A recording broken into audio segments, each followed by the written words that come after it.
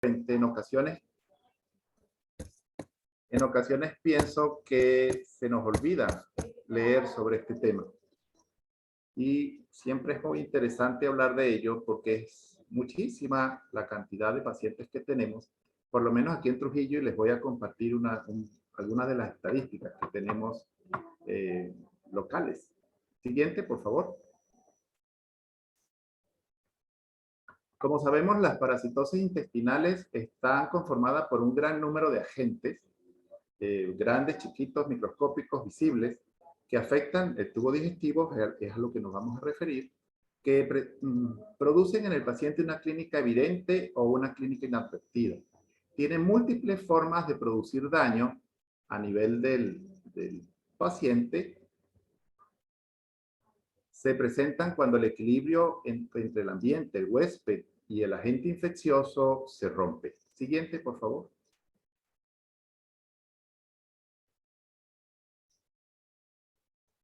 A nivel mundial, causan el 10% de las diarreas.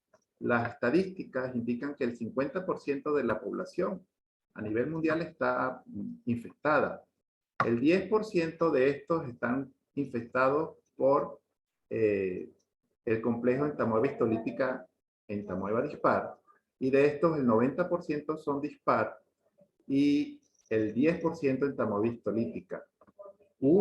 Van a ocurrir a nivel mundial, es el cálculo, 50.000 muertes asociadas a la entamoeba histolítica. Con respecto a la yardiasis, que es otro de los parásitos más frecuentes, su prevalencia es entre un 2 a un 5% en los países industrializados y puede llegar hasta un 30% en los países del tercer mundo. En los centros de cuidado infantil, las estadísticas reportan que hasta el 35% de los que están allí en ese centro pueden tener yardia. Y en cuanto a los helmintos, infesta al 25% de la población mundial y produce 60.000 muertes al año. Siguiente. Los factores de riesgo conocidos por todos son enfermedades relacionadas con la pobreza y, por supuesto, el estado nutricional. Mientras peor el estado nutricional, más riesgo tiene el paciente de tener parasitosis. Aunque en pandemia han habido unos casos esporádicos un poco extraños, ya los voy a comentar. La calidad del agua es muy importante. El nivel educativo es mucho más importante que el mismo nivel socioeconómico. Por supuesto, la disposición de excretas, la contaminación ambiental y el aseo personal son los factores de riesgo más importantes relacionados con esta patología. Siguiente, o con este grupo de patologías en realidad. Con motivo de la presentación, me puse a revisar los trabajos de grado de los alumnos del hospital. Universidad Rómulo Gallegos y Universidad Francisco Miranda exige hacer el trabajo de grado, la Universidad de los Andes no. Y en 2021 fui tutor de un trabajo de grado parasitosis intestinales en pacientes del Hospital Universitario Valera, mayo-agosto de 2021, y encontramos que los pacientes que fueron positivos en el examen de heces para parásitos tenían el 92.5 eran Grafar 5, un factor de riesgo bastante importante. Siguiente, por favor. Otra de las investigaciones realizadas en el hospital, de la cual fui tutor, parasitosis intestinal en niños de 1 a 10 años en el Consultorio Médico Popular tipo 3 de La Puerta, junio-octubre de 2020, casi el 52% de la población estaba parasitada, lo cual es concordante con la literatura internacional. El 60% de ellos estaban en viviendas donde habían 5 o más habitantes. El 100% de la población consumía agua de río o quebradas. 73% el agua era sin filtrar, sin hervir. A pesar que el 87% tenía cloacas, el 100% declaró que había moscas en su casa y 73% eran Grafar 4. Sigue la relación con la calidad del agua, sigue la relación con los posibles vectores y con el nivel socioeconómico bastante deprimido. Siguiente. Por favor, se les recuerda mantener sus micrófonos en silencio. Discúlpame, Rafael. Tranquila. Parasitosis intestinales y potabilización del agua en el sector Cubita, municipio San Rafael de Carvajal, 2020. de la población parasitada que se estudió, más del 50%, casi el 43% usaban agua parada, como lo refieren los mismos pacientes, agua de lluvia, el 28% agua de pozo. La potabilización del agua era de distintos tipos de forma. 36% congelaba, 32% filtraba, pero fijémonos que casi un 18% no filtraba el agua, no la potabilizaba de ninguna forma. Casi el 96% reportó vectores y un 47% reportó lavado de manos deficiente. Siguiente.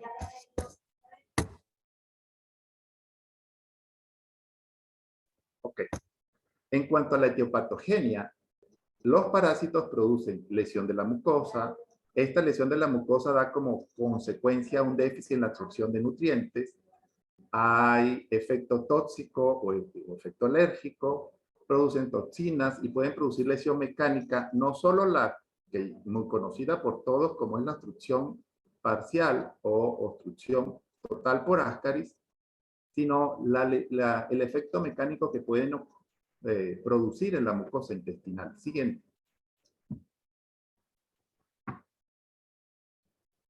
Las clasificaciones, muchísimas. Protozoarios, helmintos, pero esta clasificación me pareció bastante interesante porque divide los parásitos de acuerdo a su afectación en el organismo. Tenemos de los protozoarios, la Giardia afecta exclusivamente el aparato digestivo, pero los que tienen afectación digestiva y extradigestiva, las entamoebas, los Cryptosporidium y el Blastocystis SPP. Siguiente, por favor. En cuanto a los helmintos, que tenemos los nemátodos gusanos cilíndricos, los que afectan exclusivamente la vía digestiva, enterobios vermiculares y trichuras, los que tienen afectación digestiva y pulmonar, Ascaris y las mucinarias, los ancilostomas, afectación cutánea, digestiva y pulmonar, los estrongiloides estercorales. Siguiente.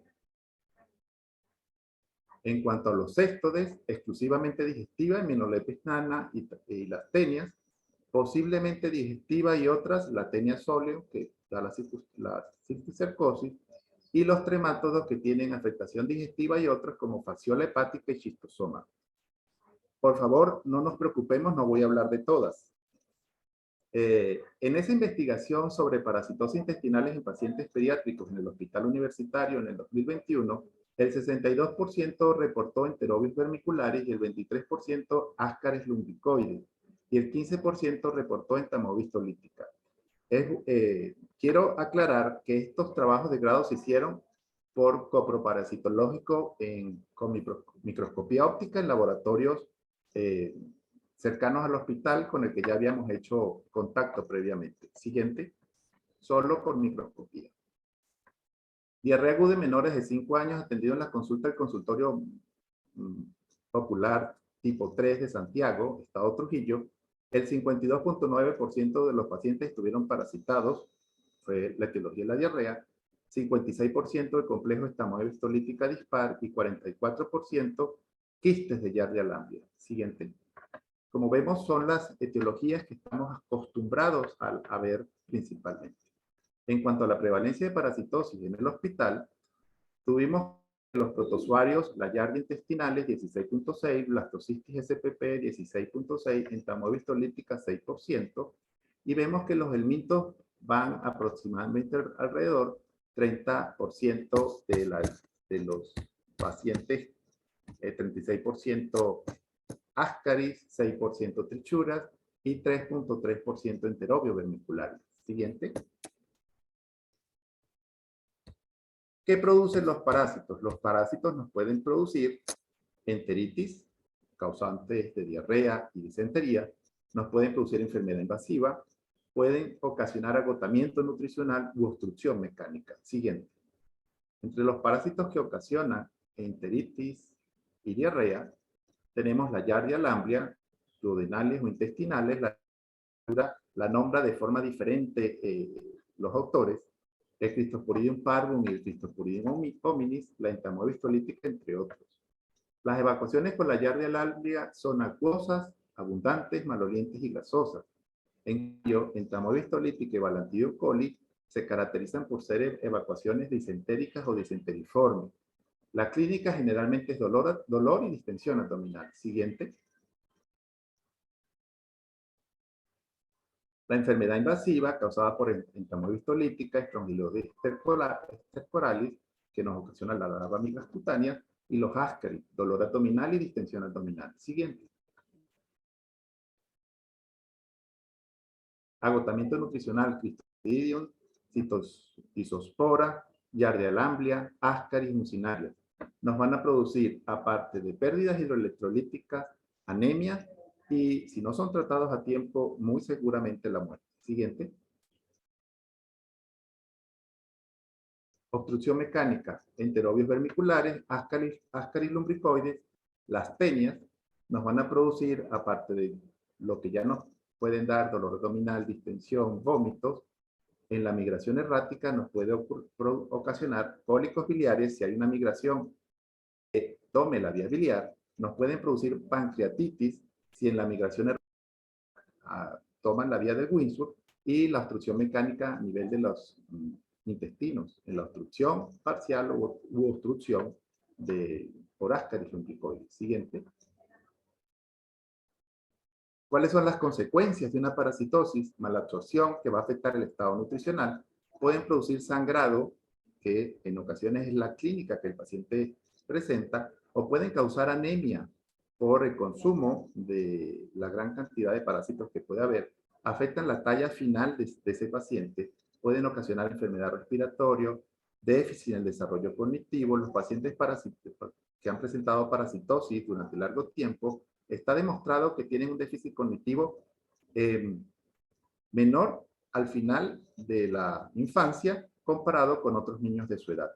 Producen ausentismo escolar y producen ausentismo laboral del representante que debe quedar en casa cuidando a estos pacientes que tienen alguna complicación por la parasitosis. Siguiente. Siguiente. Ahora vamos a hablar un poco de algunos, no de todos. Giardia lamblia sabemos que es muy importante en pacientes pediátricos, es la principal causa de diarrea crónica a nivel mundial, produce generalmente malabsorción, sobre todo de lípidos, coloniza el duodeno y literalmente tapiza la mucosa duodenal, haciendo un efecto mecánico, aparte de todo el efecto inflamatorio que puede producir, que impide la absorción y lesiona la mucosa. Produce diarrea que puede ser intermitente, pero que se hace prolongada y crónica.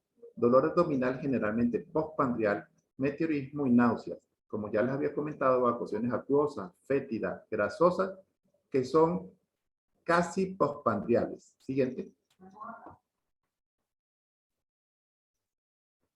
En las heces se elimina de forma intermitente, por eso que un solo examen de heces no nos es útil para hacer el diagnóstico de la Giardia lamblia, y de hecho algunos reportes de la literatura indican que se deben hacer hasta 15 exámenes de heces seriados días alternos.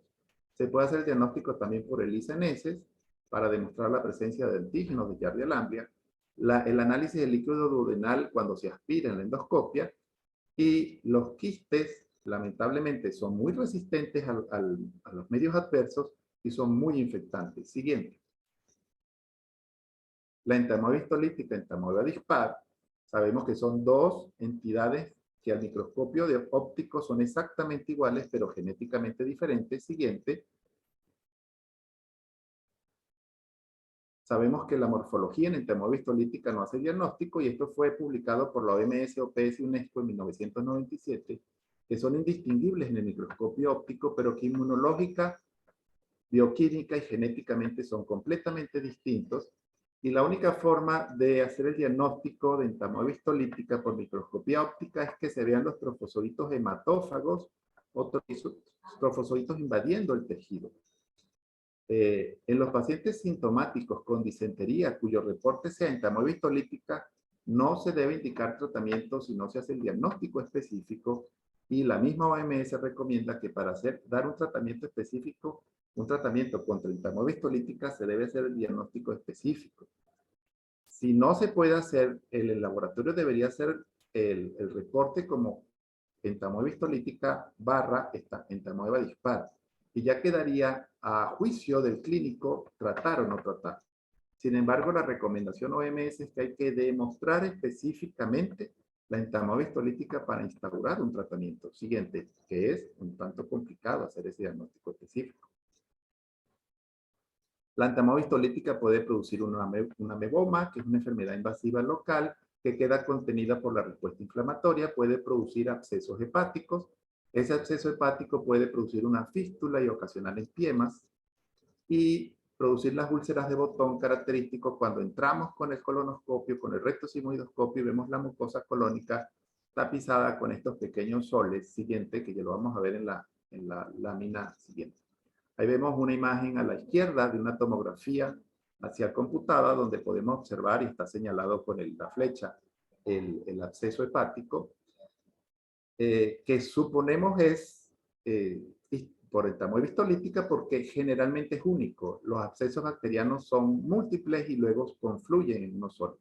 Y en la imagen de la derecha vemos mucosa colónica con esas rosetitas, con esas halos eritematosos circunscritos con el centro más claro, que es la característica úlcera producida por la entamoeba histolítica. Esta fotografía es cortesía de la doctora Nina Colina, de la Unidad de Gastroenterología y Nutrición Pediátrica del Hospital Militar Universitario Militar de Caracas, doctor Carlos Arbelo. Siguiente, por favor.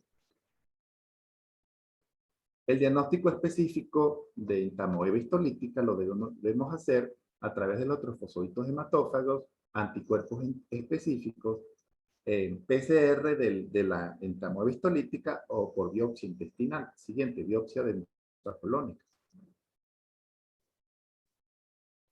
Aquí vemos una imagen donde podemos ver quistes de entamoeba histolítica, entamoeba dispar, que a la microscopía óptica son indistinguibles.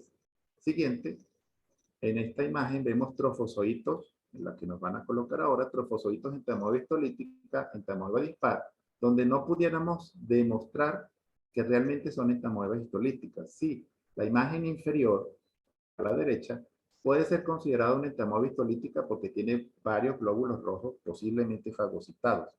Pero cuando se trata de un solo glóbulo rojo en el trofosodito, los mismos expertos indican que eso pudiera ser un falso positivo.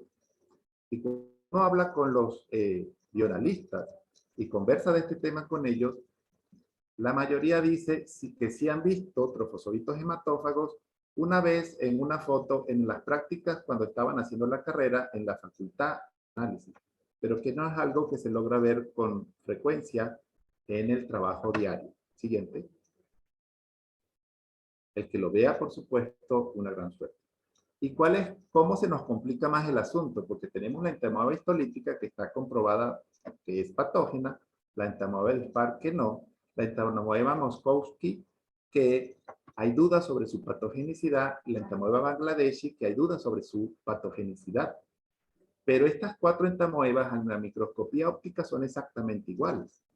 Además tenemos la entamoeba coli, la Harmani, la Polecki, la Endolimas nana y la entamoeba Buschili, que no son patógenas, pero si el examen no se hace de una forma acuciosa, pudiesen en algunos casos ser confundidas unas con otras, y quizás esa sea la razón por la cual en ocasiones vemos muchos reportes de entamoeba histolítica, entamoeba histolítica, entamoeba histolítica, aún incluso en pacientes con clínica que no tiene absolutamente nada que ver con lo que está descrito con la entamoeba histolítica.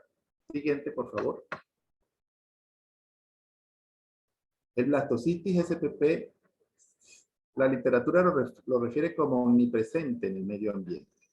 Su distribución es mundial y la prevalencia varía entre 0.3 a 54. Leí unos reportes nacionales que en algunas poblaciones pudiera llegar aquí en Venezuela hasta el 95%. Los portadores de blastocitis SPP a nivel mundial de 0.5 a 80%, y hay una variedad de genética que es muy variable. Los subtipos 3 y 9 son los más relacionados con la patología humana, y quizás esa diversidad genética es lo que ha indicado, lo que ha hecho que hayan reportes contradictorios sobre su patogenicidad. Ya está demostrado que es un patógeno que debemos tratar. Se presenta en forma vascular, granular o ameboide. Siguiente. La microscopía óptica para el diagnóstico tiene una sensibilidad del 48%, pero y además no nos puede dar diferencia entre subtipos. También se hace por concentración el diagnóstico. Se ha asociado con lesiones inmunológicas como urticaria crónica, rinitis, conjuntivitis alérgica y asma, entre otras. Siguiente. Esta imagen, si bien es del ciclo vital, es parcial, porque lo que quería mostrarles con esta imagen es la cantidad de reservorios y vectores. Vacas, perros, monos, cochinos, ratones, aves de corral, aves silvestres, resúmenle eso, canguros, elefantes, jirafas. Entonces, además, vectores como cucarachas, ratones, chiripas, hormigas. Esa pudiera ser una de las razones por la cual es en ocasiones tan difícil de tratar, porque nuestro paciente viene con blastocitis, con blastocitis, con blastocitis. Le ponemos tratamiento y a los 15 días la mamá se le ocurre hacer un examen y resulta que vuelve a estar el blastocitis. Pero es que hay una gran cantidad de animales domésticos y no domésticos e insectos de los que podemos tener en casa son capaces de transmitir este parásito. Y de allí que haya cambiado de blastocitis hominis hace ya unos, no sé, 10, 12 años, a blastocitis SPP. Siguiente. Y otro dato muy importante con el blastocitis es que tiene una fisiopatología que es, como la de todos los parásitos, fascinante. Pero es que este parásito ha sido asociado con la estabilidad y con la fortaleza de nuestra microbiota intestinal. Porque puede ser marcador, y eso lo decía más adelante, de una disbiosis, de una alteración de la microbiota intestinal. Entonces tenemos blastocitis, hay una disbiosis, hay una inflamación, se liberan citoquinas, hay alteraciones de la barrera epitelial, hay activación de monocitos, hay diferenciación de las células T2, todo esto producido entre blastocitis y nuestra disbiosis, la disbiosis que podemos tener. Eso finalmente conlleva a que haya una inflamación persistente y alteración de las microvellosidades. Pudiera producir una intolerancia a la lactosa transitoria y ser causa de dolor. Directamente puede causar dolor y yo generalmente le explico a mis pacientes que una de las principales funciones del blastocisto en esta edad es producirnos dolor. Dolor abdominal localizado en epi y en mesogastrio, generalmente postprandial, aunque en ocasiones no tiene relación con la comida. Puede producir toxicidad en el tejido, puede causar quimiotaxis de eosinófilos e incluso algunas literaturas, como ven allí, lo han asociado con esofagitis eosinofílica. La alteración en la barrera epitelial va a dar como consecuencia un incremento en la permeabilidad de antígenos y eso pudiera ser causante de la diferenciación de las células T, TH2 y ser la base de las alergias que están asociadas a este protozoario. Siguiente, por favor. Cryptosporidium parvus. Durante el principio de la pandemia por VIH se asoció con estos pacientes y hoy ya sabemos perfectamente que cualquier persona inmunocompetente o no puede contenerlo. Pero en los años 80 se asociaba a el VIH y todo paciente al cual se le hacía este diagnóstico le investigaban de inmunodeficiencia. Pero ¿dónde lo tenemos? En agua y alimentos contaminados, pero también puede haber transmisión fecal oral, afecta a humanos y animales y produce lesiones intestinales y extraintestinales. Produce una diarrea aguda inicialmente febril que dura 6-7 días, con dolor abdominal, náuseas y vómitos. Siguiente. Pero en los pacientes con SIDA puede producir diarreas crónicas, severa, malabsorción y agravar la malnutrición. Pero además en este grupo de pacientes presenta manifestaciones extraintestinales como afecciones respiratorias, hepatitis, oculares y artritis. Al principio, en los principios de la pandemia del VIH, no tenía un tratamiento específico y seguramente todos podemos recordar cómo ha ido evolucionando esta terapia, que si eran 7 días con albendazol, que si el trimestoprim, sulfametosazol, incluso la citromicina. La nitazoxanida está aceptada como primera elección en el tratamiento de este parásito. Siguiente, por favor.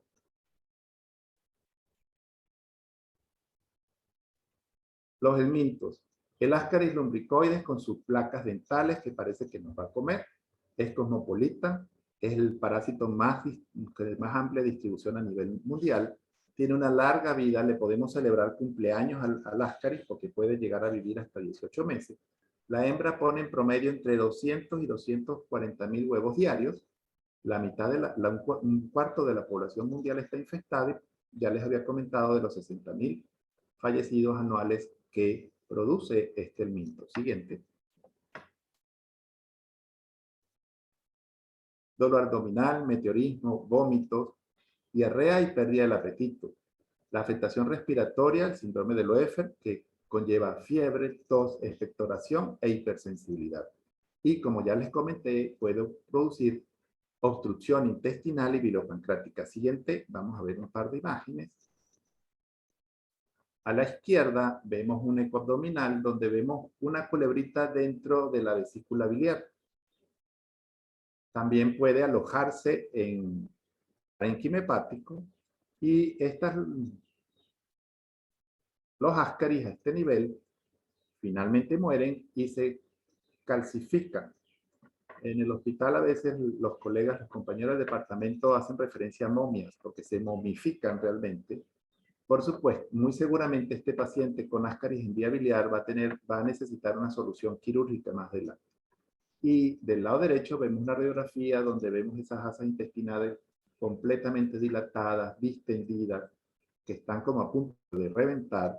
La siguiente foto, que no logré cómo ubicarla para no perder una visión adecuada de esto, era el ovillo de Ascaris lumbricoides, que lo estaban extrayendo del abdomen de ese paciente. Siguiente, por favor. Enterobios vermiculares o psoriasis, yeyuno ilio, en la región tropical y subtropical. Generalmente es asintomático hasta que la hembra sale a poner sus huevos en el área perianal. Y da la sensación de prurito. No se transmite por el suelo, sino que se transmite muy fácilmente con la convivencia y en las viviendas comunitarias está muy extendido. Disculpen, que es que me estoy quedando ciego. El hacinamiento y el contacto directo. Siguiente, por favor. Este puede ser asintomático, pero a nivel de perineo, de región perineal, va a producir una sensación de peso. Cuando el parásito sale a colocar sus huevos en la región perianal, puede la hembra perder el rumbo y terminar produciendo invasión genital en las niñas. Esto es generalmente nocturno, por lo que causa despertares, causa insomnio, pérdida de peso y si hay gran acúmulo de enterobius del lado derecho, puede simular una apendicitis. Diagnóstico a través del test de Graham, donde con cinta plástica transparente se toman los huevos del área perianal para observar los huevos al microscopio y en el examen de ese se pueden observar los huevos o incluso podemos ver al parásito como se ve en la imagen de la izquierda, donde está la lombricita perdida en el espacio, por supuesto, porque perdió el rumbo cuando salió a colocar los huevos. Siguiente, por favor. Los luncinarias, estilostomas duodenales, Necator americanos, vemos que si nos fijamos en los dientes que tiene ese animal, pudiese ser una película de terror. Un quinto de la población mundial está infectada, principalmente zonas tropicales y subtropicales, y su ciclo vital vive en la tierra. Produce lesiones en la piel, la larva migrans, que puede producir dermatitis y pruritis severa, enfermedad respiratoria, un síndrome de Loeffler, y a nivel digestivo, dolor abdominal, náuseas, pirosis y anemia crónica, y esto trae como consecuencia déficit cognitivo y todo lo que se puede asociar con este tipo de parásitos. Siguiente. Aquí vamos a ver una foto un poco más aterradora. El ancilostoma duodenale consume 0,2 ml de sangre y el Necator americano consume 0,02 ml. Ya se repitió la información de la parte superior. Y si bien es poquísima sangre lo que consume cada uno, pero lamentablemente podemos tener miles de estas lombrices, cientos de estas lombrices a nivel intestinal, y a la larga el consumo es enorme. Siguiente.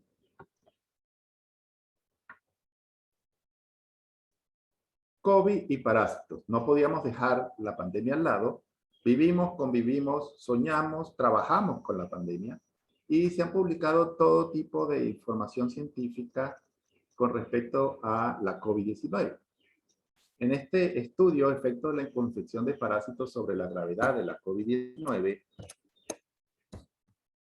un estudio de cohorte observacional prospectivo, ¿cuáles fueron las conclusiones más importantes de este estudio? Que la coinfección con parásitos se asocia con un riesgo reducido de COVID-19 grave en países africanos y que las respuestas inmunomoduladoras impulsadas por los parásitos pueden silenciar la hiperinflamación asociada a la COVID-19 grave. Y esto sería un punto a favor de los parásitos, pero tendría como demasiado bueno para ser cierto. Siguiente. Este otro estudio de la pandemia, el nuevo estado de las enfermedades parasitarias con la COVID-19, factores de riesgo o agentes protectores, hace referencia a que la malaria, la esquistosomiasis y la geolmintiasis pueden incrementar el riesgo para COVID-19 grave. Esperarse la parasitosis intestinal puede estimular el sistema inmunológico y ser beneficioso, y que la pandemia afectó los programas de despistaje y eliminación de parásitos en zonas endémicas. Entonces, como les dije, el reporte del estudio anterior era como muy bueno para ser cierto, porque otro reporte, ambos del 2021, contrarresta la información que nos está dando el anterior estudio. Tanto, no todo está dicho, por supuesto, no todo está dicho con la pandemia, ni con los parásitos, porque nos van a seguir acompañando durante muchísimos años más. Siguiente, por favor. Tratamiento contra los parásitos, muchísimos. Tantos tratamientos como parasitosis hay, y con distintos mecanismos de acción. El metronidazol inhibe la síntesis de ácidos nucleicos, la nitazoxanida produce alteración metabólica, el albendazol tiene sistemas múltiples porque afecta el tegumento y el intestino del parásito, afecta los microtúbulos de las células musculares, afecta el metabolismo de la glucosa y del retículo endoplásmico, y por eso es que el albendazol es un antiparasitario multifuncional, como lo llamo yo cuando converso en confianza. Siguiente. Otros medicamentos como el tinidazol, que afecta la síntesis de ácidos nucleicos, el pirantel o xantel, que produce bloqueo neuromuscular, parálisis espástica, el mebendazol, que afecta el metabolismo de la glucosa. Como ven, hay múltiples terapias antiparasitarias. No me quise detener a explicar cada una de las opciones que hay con cada parásito, porque con solamente la farmacología pudiéramos pasar muchísimo rato, y la idea era refrescar un poco lo que se refiere a los parásitos, porque yo sé que todos somos expertos y todos hemos leído mucho sobre parásitos, y la idea principal es refrescar algunas notas interesantes, algunas notas que pudiéramos ser útiles, y quería mostrarles las estadísticas que tenemos, si bien locales y regionales, de lo que hemos estado haciendo en los últimos 2 años a pesar de la pandemia. Siguiente, por favor. Siguiente. Y bueno, no me quiero despedir sin agradecer nuevamente a la Junta Directiva de la filial Lara, en especial a mi amiga Flor Ángel García y todo su equipo directivo, Lucy, a Lucy Sánchez, que es la que ha estado con el apoyo. Agradecer a la doctora Nina Colina por su colaboración con las imágenes, y al Laboratorio Leti por la deferencia, y a todos ustedes que han tomado un rato de viernes en la tarde para escuchar hablar de lombrices y caca, que pues, pudiera haber otro tipo de plan un poco más divertido, pero muchísimas gracias a todos. ¿Alguna pregunta? Vi que pasó una por ahí en el chat sobre el tratamiento de blastocistitis, creo que fue la primera. No vi otras porque ya no me detuve a ver el la completa. Ok.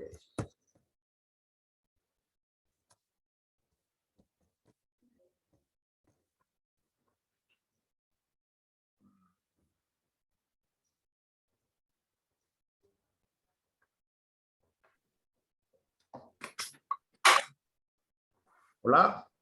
Muchísimas gracias, doctor Santiago. Bueno, estamos haciéndole la invitación aquí, la segunda, a la doctora García o a la doctora Sánchez para que, bueno, puedan conectarse nuevamente, activar sus micrófonos y poder moderar la discusión o la fase de discusión de preguntas. Ciertamente, doctor, hay varias preguntas en el chat. Sí, seguro. Regálenos un minutico para ver si la doctora García o la doctora Sánchez pues están conectándose nuevamente. Que las veo por aquí, pero no las escucho. Esperemos La que doctora sea así. Sánchez creo que ya se conectó. Bueno, Listo. agradecer, aquí estoy nuevamente, la doctora Flor Ángel, pues nuevamente con problemas técnicos, pero bueno, agradecer al doctor Rafael Santiago por tan buena exposición el día de hoy en este tema Gracias a tan ustedes. interesante, que como él dice, todos sabemos mucho, pero a veces cuando nos llega el paciente y nos llegan los exámenes, ¿qué hacemos, no? Sí. Vamos Sí. a ir leyendo preguntas. Bueno, están llegando muchas. Aquí el doctor Omar Álvarez de nuestra filial pregunta: blastocytosis hominis, ¿cuándo tratar? Nitazoxanida, indicaciones y dosis. Ok. El blastocitis hominis debemos tratarlo en todos los casos, porque ya hace unos 10 años para acá la controversia de que si es patógeno o no ha prácticamente desaparecido. La nitazoxanida es uno de las primeras medicamentos de elección. Es muy fácil de administrar, va a depender de la edad, hasta 20 kilos y por encima de 20 kilos. En menores, o si queremos hacer el cálculo de la dosis ponderal, son 15 miligramos por kilo día, que es como generalmente nos gusta a los pediatras hacer la dosis. Pero da más o menos que hasta 20 kilos son 5 cc y por encima son 10 cc. Y debemos tratarlo en todos los casos. Muchos laboratorios todavía lo siguen reportando 2 por campo, 3 por campo, 8 por campo, 10 por campo, porque anteriormente el tratamiento se hacía por encima de 8 por campo. Pero debemos tratarlo. Y siempre pensar en que posiblemente ese paciente está presentando una disbiosis porque se está considerando hoy día como un marcador de disbiosis y debemos también trabajar en su microbiota intestinal. La doctora Tatiana Drummond pregunta: uso de Amibas en el diagnóstico de amibiasis. Ok, las pruebas serológicas están perfectamente demostradas que es de utilidad. Sin embargo, debemos conocer los diferentes kits que puedan existir y los kits con los que trabajan los laboratorios con los que normalmente nosotros tenemos relación. Recientemente daba una presentación sobre evacuación con sangre, siempre es Amiba, y insisto mucho que tenemos que conocer a los bioanalistas y estar en comunicación con ellos, porque todavía hay tests para serológicos de Amiba, Amiba Test o Combi Test, porque los hay de distintas marcas y tipos, que no son específicamente para entamoeba histolítica, que es lo que exige y lo que sugiere la OMS hoy día. Pueden ser test para demostrar entamoeba sin hacer una especificidad como tal, pero son bastante seguros cuando son los específicos, que es lo que se debe procurar hoy día. Muchísimas gracias, doctores, por esas preguntas. La doctora María Auxiliadora Cardoso, saludos. Si se Paisana. usa metronidazol para blastocitis SPP, ¿cuál es la dosis y tiempo de administración? El tiempo de administración, 7 días y 30 miligramos kilo día sería la dosis ideal. Recordemos que el metronidazol tiene los efectos colaterales que tiene en lo que respecta al sabor, al olor, e incluso pudiera ser muy lesivo al paciente desde el punto de vista digestivo. Podemos tener gastritis medicamentosa, que algunos pacientes la manifiestan prácticamente al otro día de iniciar la terapia, con mucho vómito y mucho dolor abdominal. Entonces siempre hay que tener, yo con el metronidazol le tengo bastante respeto en ese sentido. Debemos de acordarnos de esos otros detalles, porque el paciente tenía dolor abdominal por la amiba y va a tener dolor abdominal posiblemente por el metronidazol, tenemos que hacer algo también por eso, no quedarnos solo con tratar el parásito, sino pensar en el paciente. Siguiente. Gracias, Marucinadora. Por acá hay otra Reino, pregunta. Ajá. cedo a la doctora Flor Ángel el micrófono. Ya la Apareció tenemos Flor nuevamente con nosotros. Regresé. Bienvenida. Hoy ha Y sido una odisea. El doctor Ray Molina, ¿cuál sería su opinión sobre la campaña del albendazol como método de desparasitación utilizada por el Ministerio de Salud? Yo a veces le digo a los residentes que hablen con la familia y aspergen el albendazol en las casas, pero asperjado.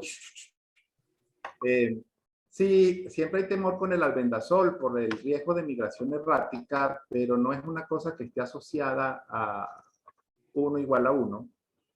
En las comunidades que tienen problemas con el agua, en las comunidades donde hay depresión educativa sobre todo, debemos procurar que hayan campañas de desparasitación, porque ya sabemos las consecuencias nefastas a largo data de los parasitosis intestinales. Bien interesante. Deberíamos estar todos en campaña de desparasitación, por lo menos del Mintos, y más si trabajamos en sectores o en zonas populares donde hay mayor riesgo de que haya un incremento en la prevalencia. La doctora Jenny Lugo, nitazoxanida seguro, ¿desde qué edad? Bueno, los antiparasitarios están aprobados todos a partir de los 2 años. El albendazol está aprobado a partir del año. Hemos tenido la necesidad de indicar antiparasitarios en pandemia en menores de 1 año y hemos tenido unas vivencias, porque eso no es experiencia. La experiencia es cuando uno hace la publicación. Con niños Grafar 1, todavía quedan niños Grafar 1, gente de muy buen nivel socioeconómico y sin problemas, como quien dice, que de lo que sufrimos los mortales, con lactancia materna exclusiva y menores de 1 año con tricocéfalos. Vi 4 o 5 pacientes por teleconsulta en pandemia que realmente me pusieron a mucho, porque uno no esperaría en pacientes Grafar 1 que tuvieran estos parásitos y mucho menos en menores de 1 año. Pero tuvimos 4 pacientes el año pasado, en 2021, que las mamás obviamente mostraban el pañal, la teleconsulta por videollamada, y además mandaban la colección de fotos. Y tuvimos la necesidad de indicarles antiparasitarios, albendazol principalmente, calculado por la dosis ponderal de 11 miligramos por kilo en dosis única, que si bien no tiene aprobación, pero es que ningún antiparasitario tiene aprobación en menores de 1 año. Entonces ahí es donde nos toca hacer, como quien dice, algo de magia y pasar por encima de las regulaciones, porque se hace necesario pacientes que tienen el parásito y que no lo están viendo, la mamá, la abuela, la tía, y el escándalo porque está evacuando las lombricitas, que es una de las formas de hacer diagnóstico. Doctora María Auxiliadora Cardoso, ¿recomienda el albendazol de rutina y de ser así cada cuánto tiempo como desparasitante? Ahí donde me pone paisana usted en el borde de lo que está escrito, en el borde de lo que está escrito y de lo que uno hace. Porque realmente cuando uno se pone a leer no hay unos protocolos, no hay unas recomendaciones, no hay una guía oficial de que desparasite cada 3 meses, desparasite cada 4 meses, ni desparasite cada cuánto tiempo, ¿ok? Yo no lo he leído. Por eso, yo no lo he leído. Si alguien lo ha leído, por favor, hable y denos luz. Pero todos los pediatras tenemos ciertas rutinas de cada cuánto desparasitamos a nuestros pacientes. Y porque la mayoría de los pediatras que hacen el control de pediatría como tal, yo hago básicamente gastroenterología, lo he comentado toda la vida, saben cada cuánto tienen que desparasitar a sus pacientes porque ya lo llevan de rutina, en un seguimiento de años, por supuesto. Siempre debemos estar pensando en los factores de riesgo. Estado nutricional, nivel educativo, disposición de las aguas, número de habitantes en esa vivienda. Entonces, en ese sentido, podemos establecer nuestros propios protocolos. Yo no sé si la doctora Drummond, que le tiro la pelota que está por ahí, ha leído algo sobre eso, o tú misma, Flor Ángel, que estás en pantalla, por favor, danos luz, porque No, yo no he no, leído ese eso, protocolo. realmente eso no lo he leído, esa recomendación. Por eso. Sí, sabemos que muchas personas lo utilizan, pero no he leído esa recomendación. Por eso no me atrevería yo a dar una recomendación aquí. ¿De Que cada van a cuánto decir, tiempo no? ¿cada cuánto tiempo? Se puso loco Correcto. Rafa a dar recomendaciones que no están basadas en la evidencia. Aquí dice tratamiento corto con Cefnidazol para blastocitis SP y yardiasis. Bueno, para la yardiasis, el Cefnidazol es la droga entre la primera y segundo de elección. A partir de los 12 años, la FDA aprobó la nitazoxanida como primera elección en yardiasis. ¿Son útiles? Sí. Los tratamientos cortos son útiles porque producen menos molestias en el paciente Menos molestia. y garantizan una adherencia al tratamiento, porque ese es el otro problema. El metronidazol es el ideal posiblemente para estos protozoos, pero la adherencia al tratamiento no es buena, entonces al final el paciente no se cura de esta parasitosis. Entonces los tratamientos cortos están descritos como efectivos en estas terapias, claro, haciendo la elección del tratamiento ideal para poder tener mucho mayor éxito. Una Muchísimas pregunta bien gracias. interesante de María. En el que se reinfecta frecuentemente, ¿hay un lapso mínimo de administración del antiparasitario? Ok, gracias María Auxiliadora porque están muy buenas. Tendríamos que ver, porque el que se reinfecta frecuentemente, y vamos a clasificar por parásitos. De entamoeba histolítica, eso no es cierto. La entamoeba histolítica genera una respuesta inmunológica bastante interesante que puede tener, dependiendo del individuo, entre 4 y 6 meses. Entonces, aquel paciente nuestro que puede tener un buen desarrollo condoestatural y un estado nutricional adecuado, que hace 5 amibiasis en un año, por favor, cambiemos el diagnóstico. Eso no son amibiasis, eso pudiera ser más bien un pólipo intestinal, eso pudiera ser cualquier otra cosa, pero eso realmente no ocurre así. Con el blastocystis hominis, el blastocystis, disculpen, SPP, las viejas costumbres a veces cuestan. La reinfección frecuente pudiera ser motivada a los distintos vectores y a los diferentes genotipos, a la variabilidad genética. Entonces, y a la disbiosis intestinal, tenemos que evaluar también esos otros aspectos. El que se infecta frecuentemente de Oxyurus es porque hicimos una desparasitación familiar. Porque sabemos que con colocar la mano, sostener la ropa interior del paciente con Oxyurus en la mano, nos podemos infectar nosotros. Entonces eso toca darle tratamiento a todo el mundo. Entonces habría que evaluar cuál es la situación de cada cuánto se está infectando, infestando de qué, para poder hacer una selección adecuada del tratamiento. Con esto del cambio de entamoeba histolítica en entamoeba dispar, a mí me quedan muchísimas dudas sobre las entamoebas resistentes, de las que tanto oíamos hablar uno hace 30 años, cuando uno estaba en la facultad hace 15 días, antes del grado de médico, que se hablaba mucho en ese entonces de las amibas resistentes. Pero con este cambio que hay con la epidemiología de la amiba, yo sigo pensando que aquello quizás era una confusión muy grande entre los diferentes tipos de entamoebas. Y eso daba la resistencia. También a veces pienso cosas que pudieran ser un poco locas. Hasta que yo no demuestre una entamoeba histolítica, no pudiera dar un quisticida. Cuando son indistinguibles de la dispar y la histolítica y la Moscovy, ¿cómo sé yo que estoy tratando un quiste de entamoeba histolítica? Entonces, hay que poner un poco de pensamiento y de escarbar un tanto en la literatura para poder dar en el punto exacto de la terapéutica. Bueno, la paisana le envía por aquí un abrazo. Muchas gracias. Abrazos. Retornados. Y tengo una pregunta en el chat interno. Esas son las peores. Sobre la conveniencia de la utilización en infectación por Oxyurus de pamoato de pirantel y albendazol, ya que haría sinergia para tratar el parásito y el y los huevos. Ok. La literatura no indica nada sobre eso, realmente. Eso sería una terapia secuencial o una terapia al mismo tiempo. Y si el doctor, la doctora, el colega que nos hace esa pregunta interesante porque es práctica común, indiquemos un antiparasitario el lunes, otro el martes, otro el miércoles, entonces el jueves le agregamos otro y el viernes le damos uno para los protozoarios por si acaso. Es una práctica común extendida a todos los niveles, no solamente los especialistas, sino los médicos en la emergencia y en los ambulatorios. Pero realmente la literatura indica que eso no es útil,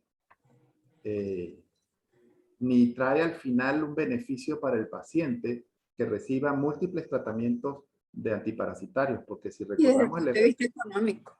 Y económico, claro. Si vemos el efecto farmacológico de la albendazol es múltiple, el tegumento, el intestino, la placa motora, el metabolismo.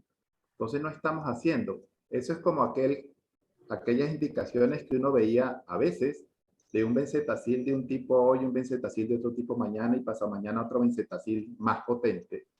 Eso no tiene una indicación realmente, no tiene un sustento de evidencia que pueda ser útil.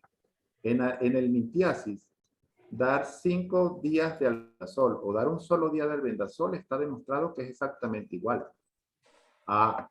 Otra cosa es la cisticercosis, que son 14 días con albendazol y quién sabe cuántas cosas más. Pero en infestación por parásitos realmente esas multiterapias secuenciales o unidas no están descritas realmente. ¿Pudieran ser útiles? No podemos hacer comentarios que no estén basados realmente en lo que se está publicando y en lo que maneja la evidencia y las publicaciones de los expertos.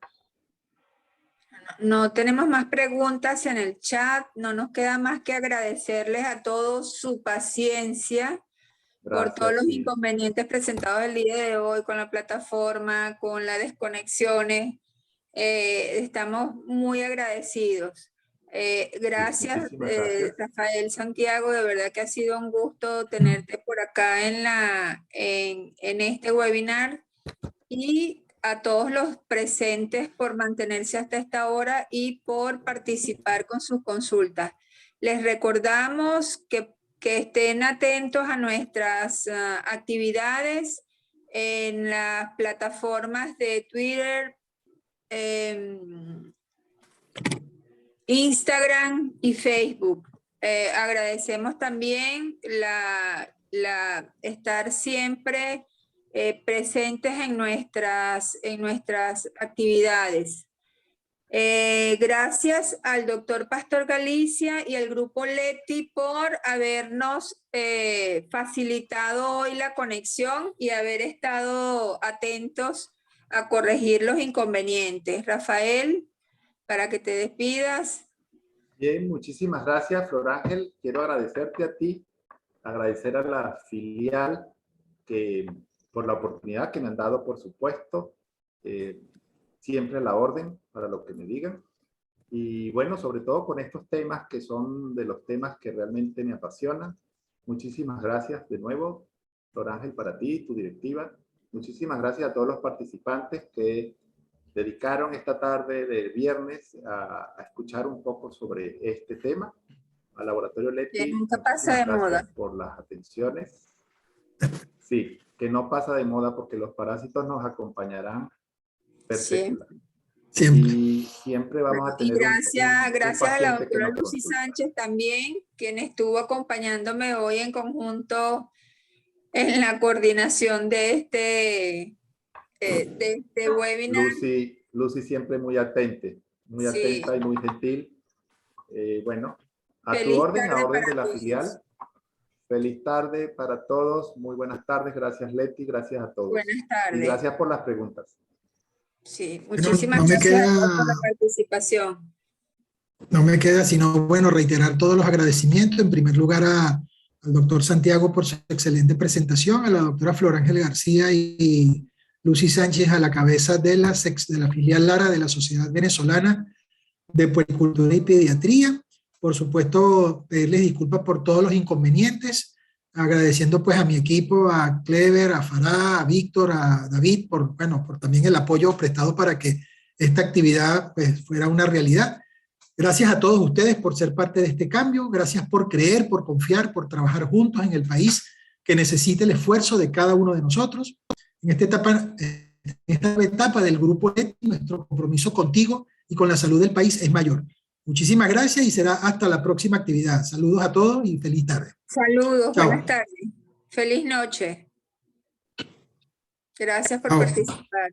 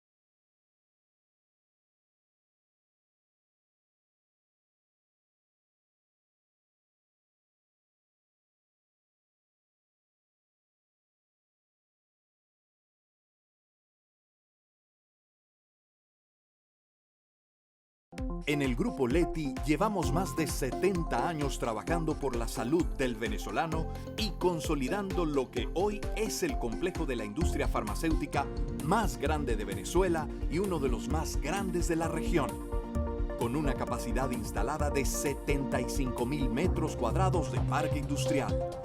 Nuestras 6 plantas están dotadas con tecnología actualizada traída de Alemania, Inglaterra, Italia y Corea, gracias a un relacionamiento continuo y alianzas internacionales con líderes de la industria farmacéutica. En nuestras instalaciones tenemos la capacidad de producir más de 125 millones de unidades al año en 70 líneas de producción, abarcando más de 22 formas galénicas. Para lograr esto, contamos con 850 colaboradores especializados y comprometidos, produciendo y distribuyendo nuestra amplia gama de líneas terapéuticas, con más de 600 registros en las principales categorías éticas, genéricas, OTC y fitofármacos, las cuales distribuimos desde un almacén robotizado que cuenta con una capacidad para 16 millones de unidades. Y nuestra punta de lanza, Biocontroller, es el único laboratorio de Latinoamérica en desarrollar innovaciones nanotecnológicas y fabricar productos de liberación programada, aportando valor a médicos, farmacéuticos, pacientes, socios comerciales y proveedores. Guiados desde siempre por nuestros 5 pilares: talento humano, junta directiva, capacidad de producción, desarrollo e innovación y un amplio catálogo de productos y terapias. Grupo LETI. Nuestro compromiso es mayor.